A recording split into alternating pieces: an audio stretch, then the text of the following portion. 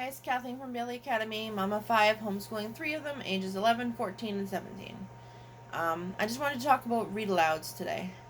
So, this is why we ditched our read alouds and why I don't necessarily think that everybody should do that, but why we did. So, at the beginning of the year, I had planned for the read alouds for the year.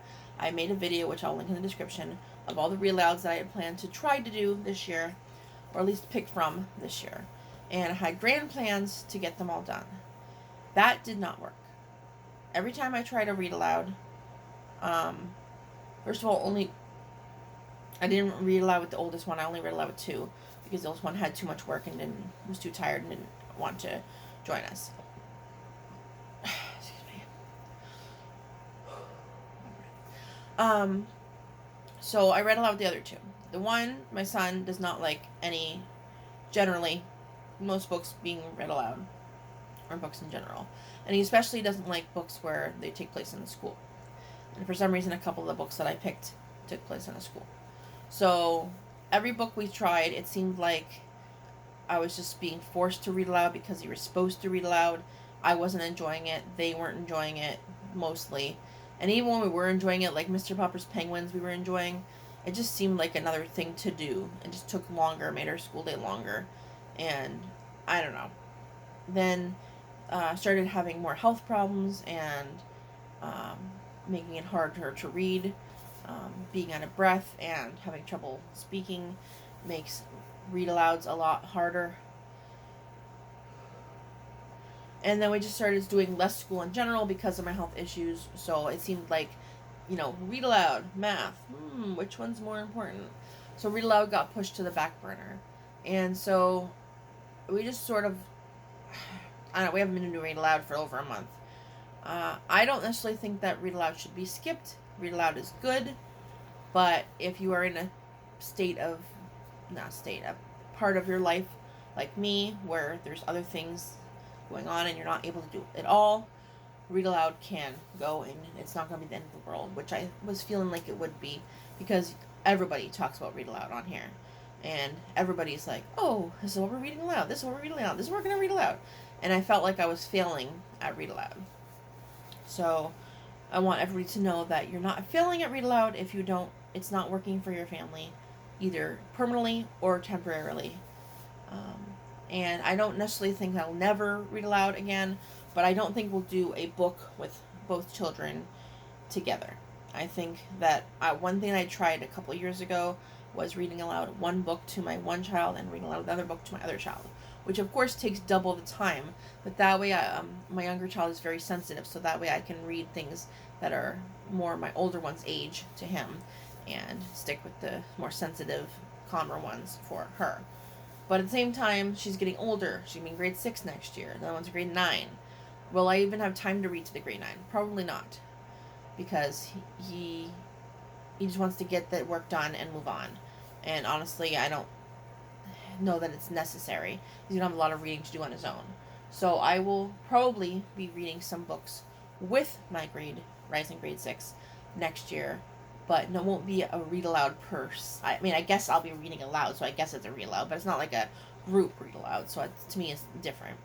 And there's certain books that, I'd like her to study, but she has trouble doing the reading and understanding it herself, for one, and 2, if she's going to read ones that are a little scarier, then if she has mom with her reading it, then I could either skip a part if it's really something that's upsetting her, or I can still know when to go back, or just like I'm there and help her understand that there are scarier or dramatic parts of books, but then things usually get better, and even if they don't, like there's so it's books. That's books. I don't know.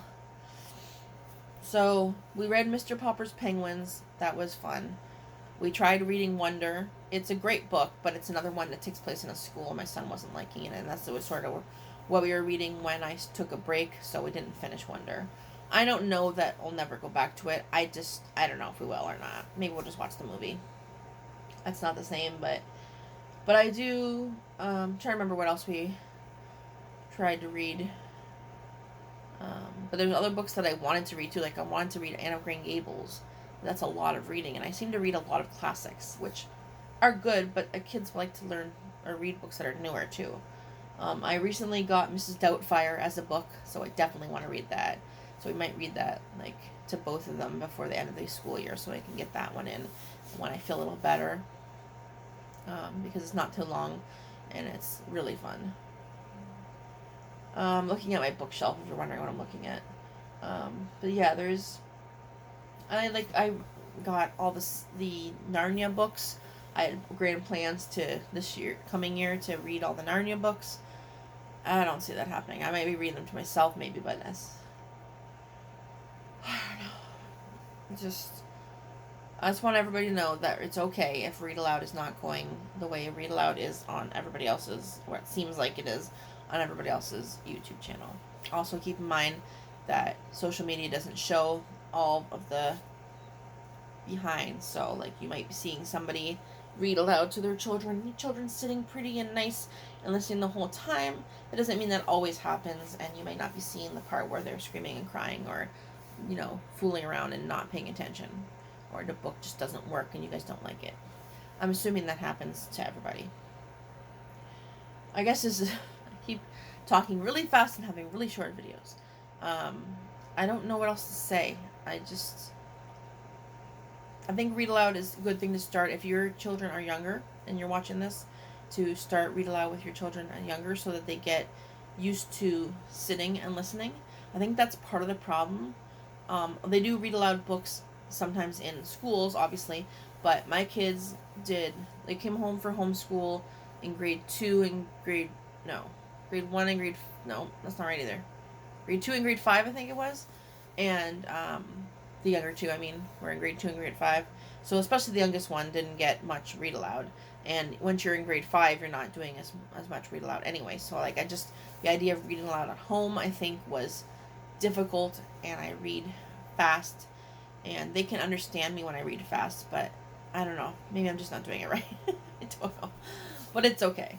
If your kids are older and you didn't ever do read aloud, and it's not working for you, don't feel like you have to keep reading aloud.